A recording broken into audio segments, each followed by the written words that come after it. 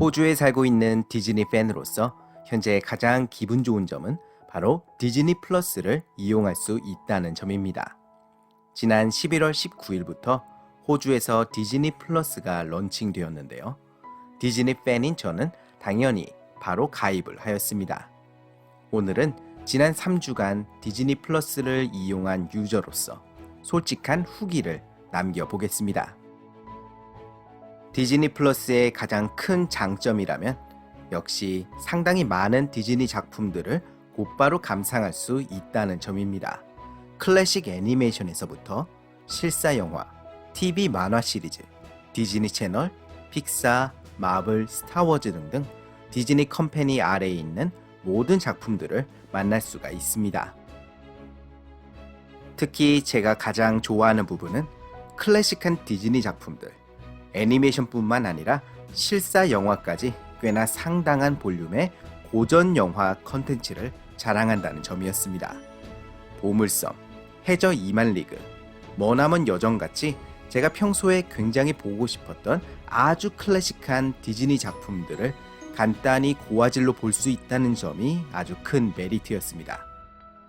또한 디즈니 플러스는 추억의 디즈니 만화동산을 포함한 다양한 TV 시리즈도 제공합니다. 덕테일즈, 골리앗, 티몬과 푼바, 그리고 무엇보다 제가 가장 좋아하는 다람쥐 구조대까지 말이죠. 아쉽게도 알라딘 TV 시리즈나 하우스 오브 마우스가 빠져있지만 나중에 추가되기를 기대하고 있습니다. 물론 최근 작품들도 많이 만날 수가 있습니다.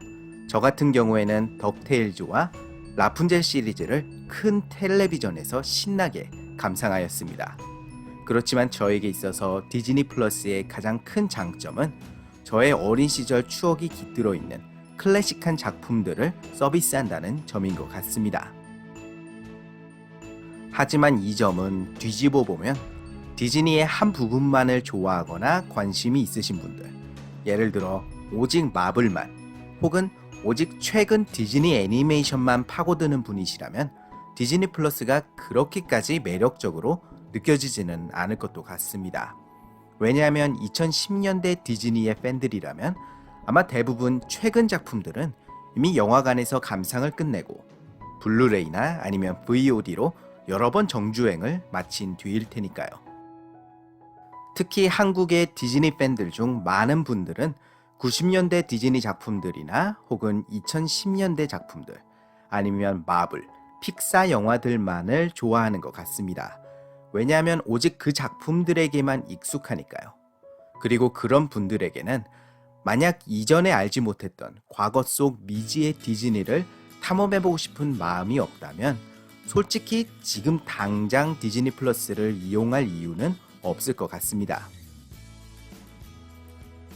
이렇게 과거의 디즈니보다 현재의, 미래의 디즈니 컨텐츠를 원하시는 분들에게 현재 디즈니 플러스가 가장 절실하게 필요한 이유는 바로 더 만달로리안일 것입니다. 현재 에피소드 5까지 공개를 하였는데 지금까지는 정말 재밌습니다. 이번 시즌이 끝나는 대로 전체적인 리뷰를 할 예정이지만 현재로서는 확실히 디즈니 플러스를 구매하라고 선전할 수 있는 가장 큰 세일즈 포인트인 것 같습니다. 왜냐하면 제 생각에는 그 어떤 종류의 비즈니스든 간에 결국 소비자에게 가장 매력적으로 보이는 점은 그 브랜드가 어떠한 유니크한 서비스를 제공하는가이기 때문입니다. 조금 디즈니에서 벗어나서 게임 콘솔을 예로 들어봅시다. 저는 학창 시절부터 지금까지 오로지 플레이스테이션만을 사용해왔습니다. 왜냐하면 오로지 플레이스테이션에서만 진상국 무쌍을 플레이할 수 있고 언차티드를 플레이할 수 있고 또 스파이더맨을 플레이할 수 있기 때문이죠. 말하자면 플레이스테이션만의 매력적인 독점작 때문입니다. 그리고 스트리밍 사이트도 마찬가지입니다. 저 같은 경우에는 데어데블을 보고 싶어서 넷플릭스에 가입을 하였습니다. 넷플릭스만의 오리지널 컨텐츠가 저를 끌어당긴 것이죠. 그리고 현재 디즈니 플러스에게는 이 더 만달로리안이 소비자들을 끌어들이는 역할을 톡톡히 하고 있는 것 같습니다. 그렇지만 더 만달로리안을 제외한다면 현재 디즈니 플러스의 오리지널 컨텐츠 목록은 상당히 아쉽습니다. 물론 더 월드 어코딩 투 제프 골드블룸은 즐거운 재미를 주는 독특한 다큐 시리즈고, 디즈니랜드의 역사를 다루는 이미지니어링 스토리는 현재 제가 가장 사랑하는 디즈니 플러스 독점작이지만 소위 빅네임은 아닙니다. 이런 다큐 시리즈나 레이디 앤 트럼프, 노엘 같은 작품들은 디즈니 플러스를 사용하니까 보는 것이지, 이것들을 보기 위해서 디즈니 플러스를 사용하는 사람들은 아마 많이는 없을 것입니다. 물론 아직 런칭한 지 한 달도 되지 않은 새로운 스트리밍 서비스이기도 하고, 마블 실사 TV 시리즈를 포함한 다양한 프로그램들이 만들어질 예정이지만, 지금 이 순간 2019년 12월 현재로서는 독점작의 상태가 많이 부실합니다. 이런 문제점들에도 불구하고 제가 디즈니 플러스에 큰 고민 없이 곧바로 가입한 이유는 제가 디즈니 팬이기도 하지만 무엇보다 호주 환율로 한 달에 9달러라는 비교적 저렴한 가격 덕분입니다. 현재 상태로는 디즈니의 슈퍼팬이 아닌 사람들을 끌어들이기 위해서는 이 가격이 적절한 듯 보입니다. 말씀드렸다시피 독점작이 절대적으로 부족하고, 지난 50년, 60년간의 디즈니의 역사를 받아들일 마음이 있어야지만 이 서비스를 제대로 이용할 수 있으니까요. 하지만 디즈니 플러스는 이제 막 시작을 한 단계이고 앞으로도 계속 발전을 해나갈 것 같습니다. 디즈니의 CEO인 밥 아이거가 말하길, 앞으로 몇 년간 적자를 볼 것을 각오하고 디즈니는 이 스트리밍 서비스를 런칭하였다고 합니다.